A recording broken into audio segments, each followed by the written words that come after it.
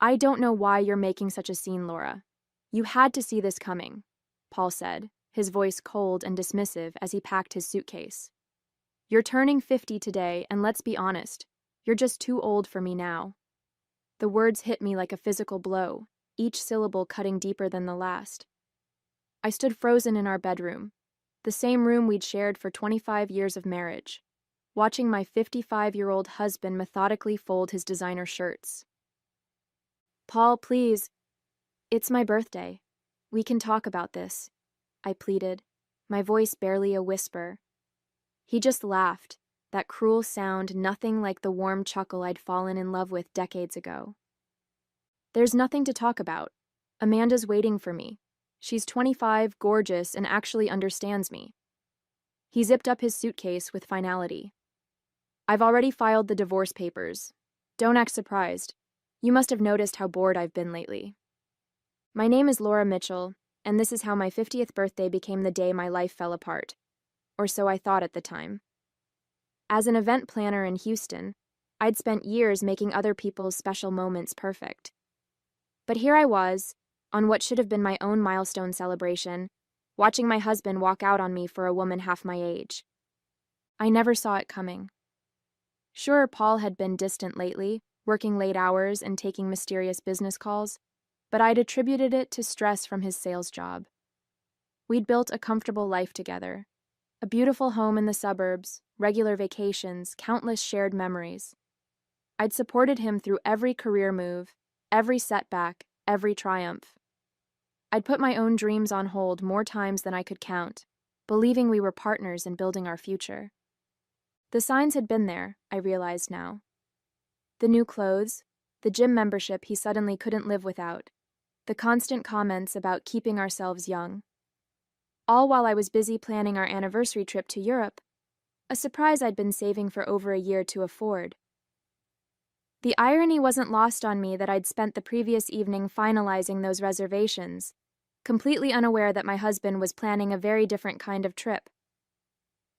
Don't bother calling or texting, Paul said, straightening his collar in the mirror one last time. I'll have my lawyer contact you about dividing assets. With that, he walked out of our bedroom, designer luggage in hand, not a trace of remorse on his face. The man I'd loved, the man who'd promised to grow old with me, had just discarded 25 years of marriage like yesterday's newspaper. And he'd chosen my 50th birthday to do it. The first few weeks after Paul left were a blur of tears and sleepless nights. I wandered through our house, now painfully quiet, feeling like a ghost in my own life. Every corner held memories. The kitchen, where we'd hosted countless dinner parties. The living room, where we'd spent lazy Sunday mornings. The garden we'd planned and planted together. I barely ate, lost 15 pounds, and could hardly focus at work. My best friend Sarah practically moved in with me during those first days. She'd lost her own husband to cancer 2 years earlier, so she understood grief intimately. But at least Michael didn't choose to leave, she'd say, her voice tight with anger at Paul. She was right. There was a special kind of pain in being discarded, in knowing I hadn't been enough. The divorce proceedings were brutal. Paul's lawyer was aggressive, arguing that since I'd let myself go and focused on my career instead of being a proper wife, I deserved less than my fair share. It didn't matter that I'd supported Paul through his early career struggles, or that my event planning business had helped put us through the lean years. All that mattered was that I was, in their words, past my prime. I discovered that Paul had been planning this for months, systematically moving money around and documenting every perceived flaw in our marriage. He'd even started a private Instagram account to showcase his new life with Amanda, full of photos at expensive restaurants and luxury vacations I hadn't known about. Each new revelation felt like another betrayal, another crack in the foundation of what I'd thought was a solid marriage. The worst part was facing our friends and family. Some quietly took Paul's side, suggesting that I should have tried harder to keep myself young and attractive. Others avoided me altogether, as if divorce was contagious. My own sister Jennifer had the audacity to ask if I'd considered Botox, just to freshen up a bit. Only Sarah and a handful of true friends stood firmly by my side, reminding me that I was worth more than my age or appearance. The breaking point came one rainy afternoon when I was sorting through old photos, trying to decide which ones to keep. I found our wedding album, and there we were, young, in love, full of dreams. The contrast between that hopeful bride and my current reality hit me hard. But instead of triggering another crying spell, something different happened. I felt anger rising, and with it, a spark of determination. I called Martha, my most successful client, who'd been asking me to take on a bigger role in her corporate events company. I'd always declined, not wanting to work longer hours that might take me away from Paul. The irony of that decision wasn't lost on me now. "Martha, remember that position we discussed? Is it still available?" I asked, my voice stronger than it had been in weeks. "Laura, yes, absolutely. But it would mean managing our West Coast expansion. You'd need to travel frequently, rebuild our client base there from scratch. Are you sure you're ready for that?" I looked around at my empty house, at the life I'd built around a man who'd thrown it all away. "I'm not just ready, Martha. I need this." That evening, as I sat at my kitchen table making plans, my phone buzzed with a text from Paul. He'd sent a photo of himself with Amanda at some rooftop bar, both of them laughing into the camera.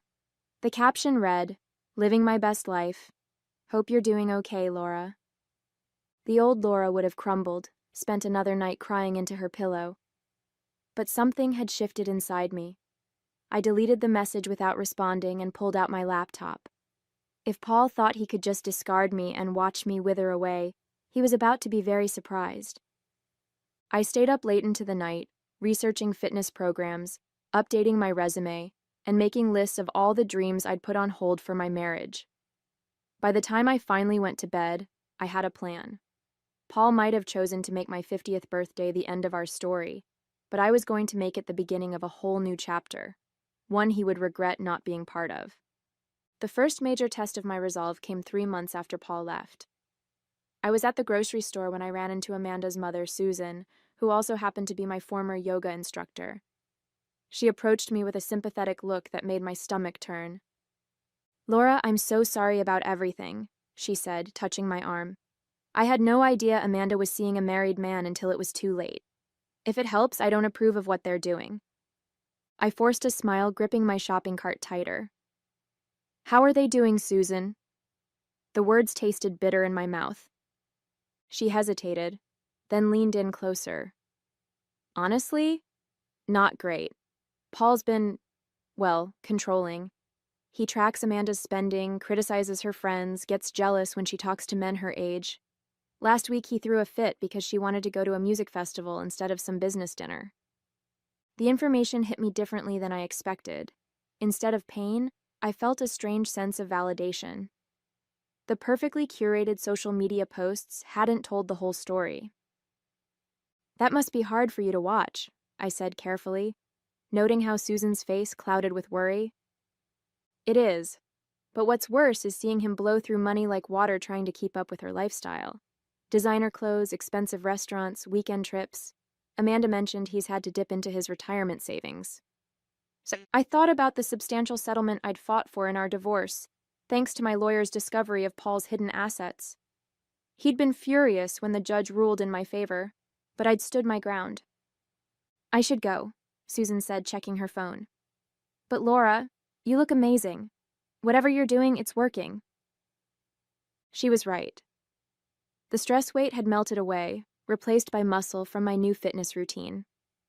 My skin glowed from proper rest and self-care, and my wardrobe had evolved from comfortable wife to confident businesswoman.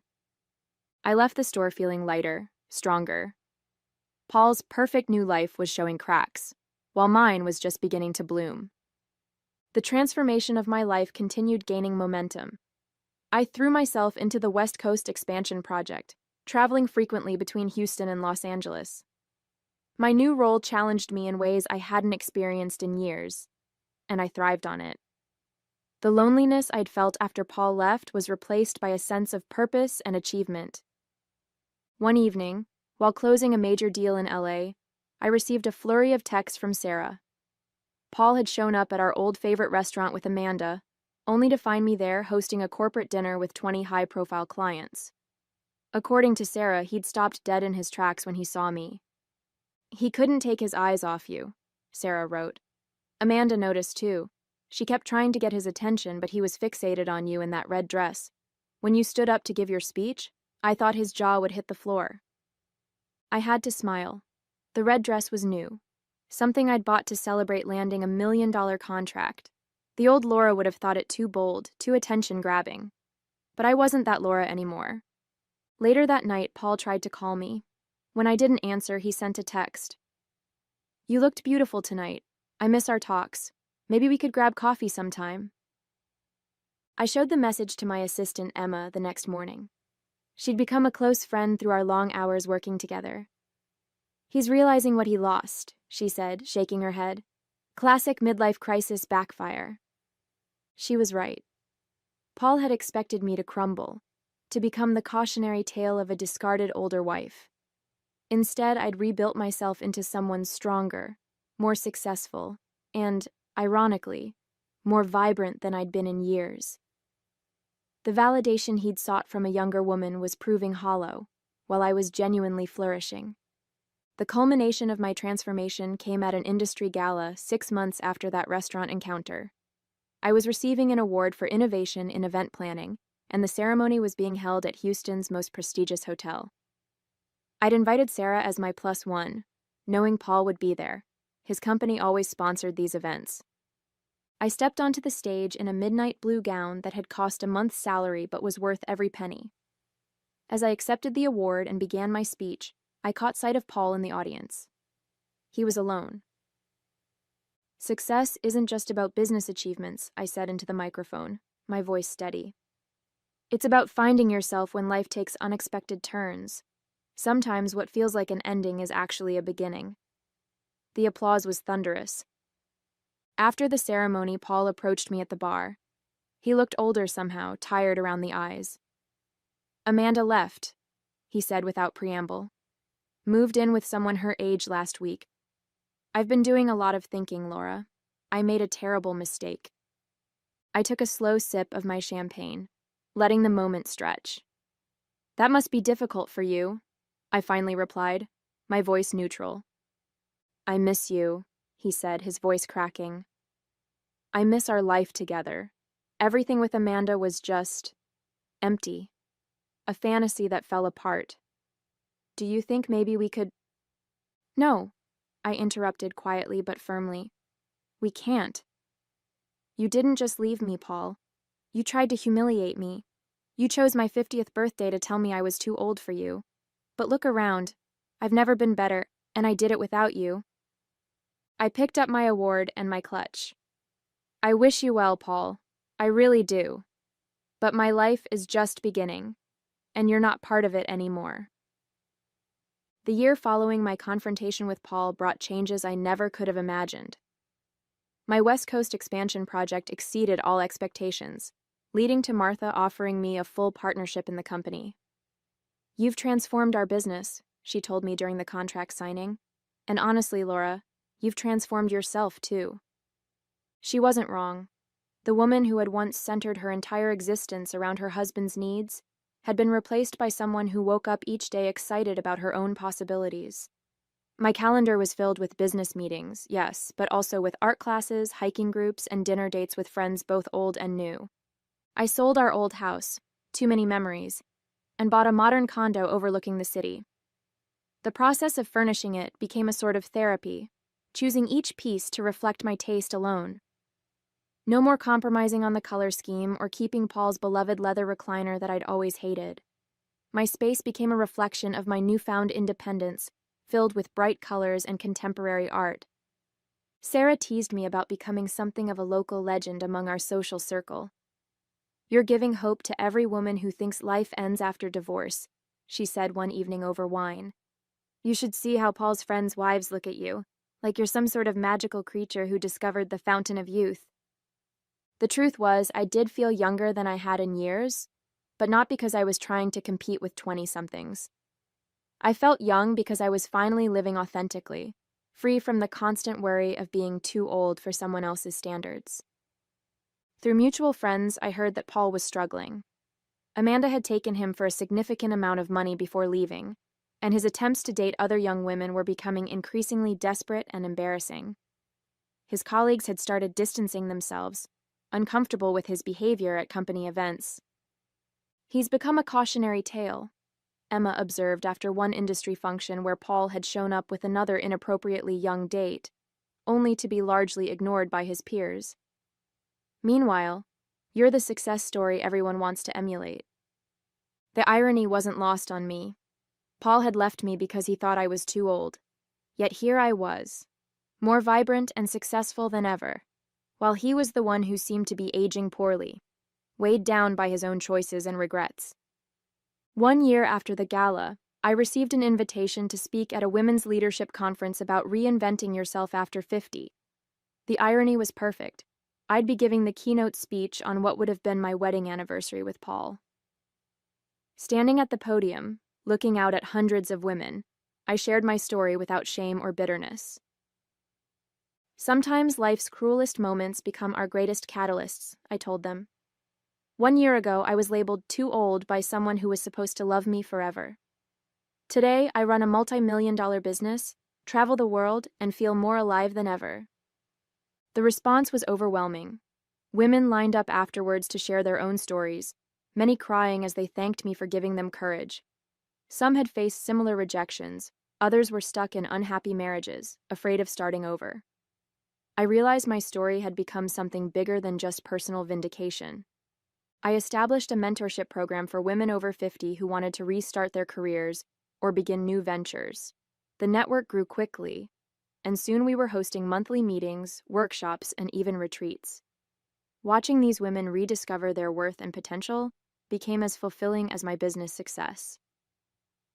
Paul reached out one last time during this period. He'd heard about my speaking engagement through business circles and sent a long email.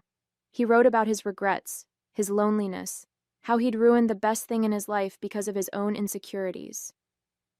He was seeing a therapist now, he said, working through his issues with aging and validation seeking. I read the email twice, then archived it without responding. There was a time when his words would have shaken my world, but that time had passed. His approval or regret no longer held any power over my happiness. At my most recent event, a participant asked me if I'd ever consider dating again. "I'm open to it," I replied honestly. "But I'm no longer looking for someone to complete me. My life is already full and beautiful. If love comes along, it will have to add to that, not define it." Looking back at my journey, I'm amazed by how completely my life has transformed. The woman who crumbled on her 50th birthday, devastated by her husband's cruel departure, hardly resembles who I am today. My business success is wonderful, but it's the inner transformation that means the most. I've learned that age is just a number. It's your energy, passion, and willingness to embrace life that truly matters. While Paul desperately clings to youth through superficial relationships and material displays, I've found genuine vitality by accepting and celebrating who I am. The most satisfying part? I didn't need revenge or schemes to make Paul regret his choices. Simply living my best life, focusing on my own growth and happiness, accomplished that more effectively than any planned retribution could have. His regret isn't my triumph. My triumph is the life I've built for myself. My network of empowered women continues to grow. Together, we're challenging society's outdated notions about aging and feminine worth. When I look in the mirror now, I don't see someone who's too old. I see a woman who's just hitting her stride, whose most exciting chapters are still being written. Last week, I was invited to be a guest speaker at a prestigious business school, sharing my story of personal and professional reinvention. As I walked onto the stage, I caught my reflection in a window and smiled. At 51, I radiate a confidence that no number can diminish. Sarah often jokes that I should write a book, From Cast Aside to Coming Alive, a midlife renaissance. Maybe I will. After all, if my story can inspire other women to see their worth beyond someone else's shallow judgment, it's worth telling. My life now is rich with possibilities I never imagined when I was desperately trying to be the perfect wife. I travel when I want, make decisions without second-guessing myself, and surround myself with people who appreciate me for who I am, not what I can do for them. The other day I overheard someone refer to me as that amazing woman who bloomed after 50. It made me smile, because that's exactly what I did. I bloomed.